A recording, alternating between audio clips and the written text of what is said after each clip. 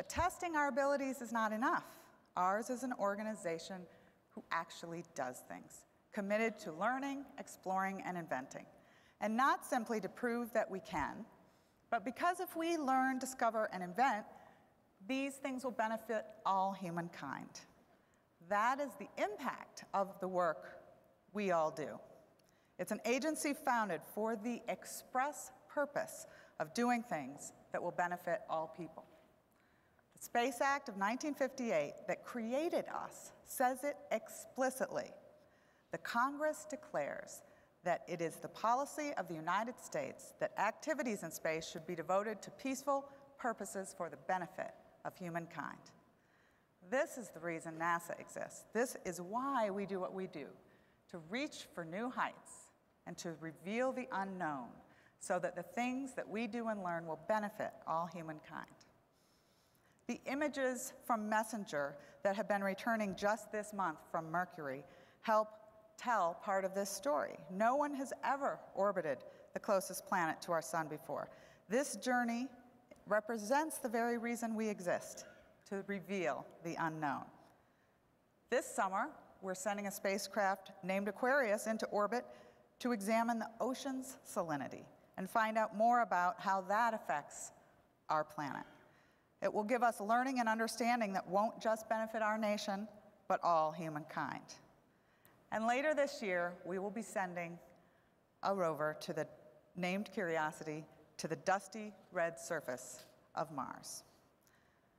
But no one can deny it's been a year of tough choices. Everyone's had to make them. But these kinds of choices have never stopped us before. We are reminded that NASA is, in fact, at its best when reality gets in the way. After all, we've been beating gravity for over 50 years. That's what makes us NASA. When challenges lie ahead, when resources are tight, when technology has not yet been invented, we figure it out. Just look at the technology that we have advanced together for the James Webb Space Telescope. We wanted to look farther back into the universe than the Hubble Space Telescope. We want to look 10 times farther back into the beginning of the universe. We want to view a blue ocean on a distant planet. We invent the technology we need. We get things done with your help. We don't talk enough about the things over the next horizon, the things we can only imagine today.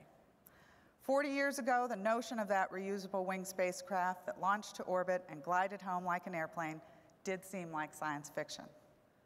But today, after more than 130 launches, and thanks to so many of you, it has in fact become reality. I've heard many of you who've worked on the Space Shuttle program over the years refer to it like your children. And I understand that after 30 years with them, retiring does seem like the world will end. I certainly thought the world would end when my son went off to college last summer. But I think that many of you would agree that when the children leave the nest, it is a rebirth, not a death. Yes, we feel many emotions. In addition to sadness, we feel pride. We feel a sense of worth, accomplishment, some trepidation, and maybe a little relief. Mostly we feel hope. As Dr. Seuss said, don't cry because it's over, smile because it happened. Though this is the end of an era, it is an opportunity to fill a new space in our imaginations. Our past is important and valuable. It reminds us not simply what we have done, but what we can do. If anything, our past should teach us that we are at our best when we look to the future. To get stuck in the past, to forget why we exist, has side effects. For if we are not clear why we exist, how will others know why we need to exist? Government will not play the same role that we have in the last 50 years in the next half century of human spaceflight. Working alongside others who dream as we dream will only increase the impact we can make as we continue to travel, explore, and learn. And NASA's fundamental role of inspiring and leading those efforts, as we have done for the last 50 years, hasn't changed and is not going to change. NASA is and always has been that organization that imagines the impossible and also sets out, with your help, to achieve it. Once we've done what no one else can do, the private sector takes that achievement and technology and makes it more scalable. They bring things that we achieve to a broader market to benefit people across the globe. That's what the private sector is supposed to do. But make no mistake about it, we are all pioneers. So we blaze the path, and the private sector paves the roads we build. They pave our roads so that many, many others can travel down them. It is of no value to the greater good for NASA to compete with the private sector. Our role is to lead and work with them. Because of the private sector, we have commercial satellites that connect the world. Because of the private sector, we're creating whole new segments of the economy that will have even greater benefits to humankind.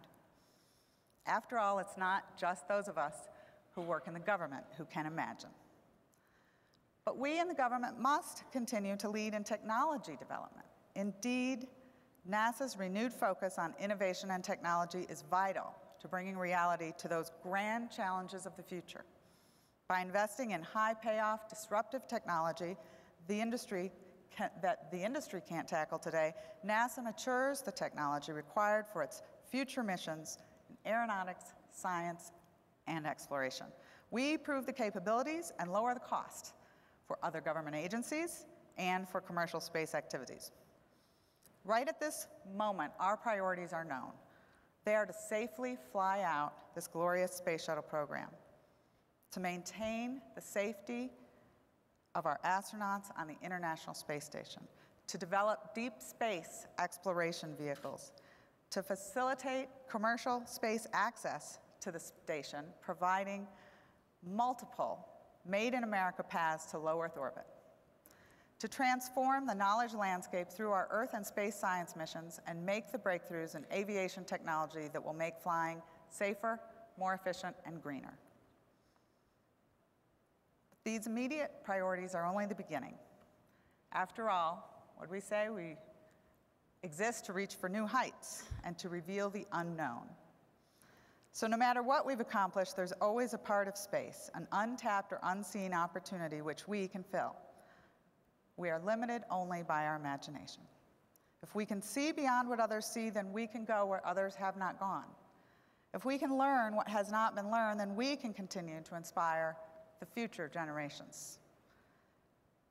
NASA is the very symbol of what America means. We dream as our founding fathers dreamed. We invent as the great minds before us invented. We see past limits and go beyond what is thought possible. Together, we push the very boundaries of science itself. So when you leave the National Space Symposium at the end of the week, and someone asks what you do, tell them that you create the future. Tell them the opportunity that space offers all of us.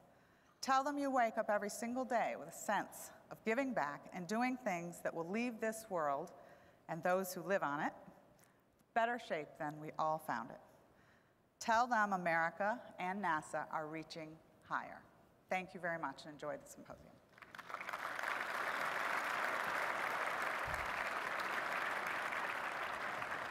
Am I taking a question? I think we have time for one question. Okay. That's right. So thank you very much. We have time for one question, and it's somewhat timely. The audience is curious if the new commercial crew program funding is at all at risk in the budget negotiations that you know of. Everything's at risk in the budget negotiations that I know of. And while I've heard some initial news from last night, I know no voting has taken place, and so I do not feel I know other than everything is always at risk. Great. That's And maybe why we have time to do better. Okay. for one more then, since that was quick. The audience is curious what your definition is that differentiates kind of the new space entrepreneurial companies from the traditional aerospace and defense companies that are here as well. Well, I'll make a pitch to come back after the break because we'll probably be talking about that quite a bit in the panel that I am moderating next. To me, it's not the companies that are different between new space, I like to call it emerging and existing or established, but it is how we in the government, as General Shelton talked about, go about procuring those services. We're just trying to get better value for the taxpayer. We're trying to, as he talked a lot about, do things in a way that will allow us to go forward in our case, it means Space Act agreements, fixed price contracting. We are open to doing that for those programs that have existing technology where we know we can set requirements. We know this is a government challenge, so we have to choose those things where requirements are simple. Data buys are wonderful, wonderful things. We have made a lot of progress in the cargo area of space launch at NASA for our COTS program, hoping to extend that to crew. We've been doing this for over, now we can say today, 50 years on this planet, launching people to space, and we believe that is something that the private sector will be able to take on as we loosen our grip and push the boundaries further. But it's not an issue of one company over another, it's an issue of different ways of doing business together. Great. Thanks. Well, thank you very much again for your perspective, and please join me in thanking Ms. Lori Garver.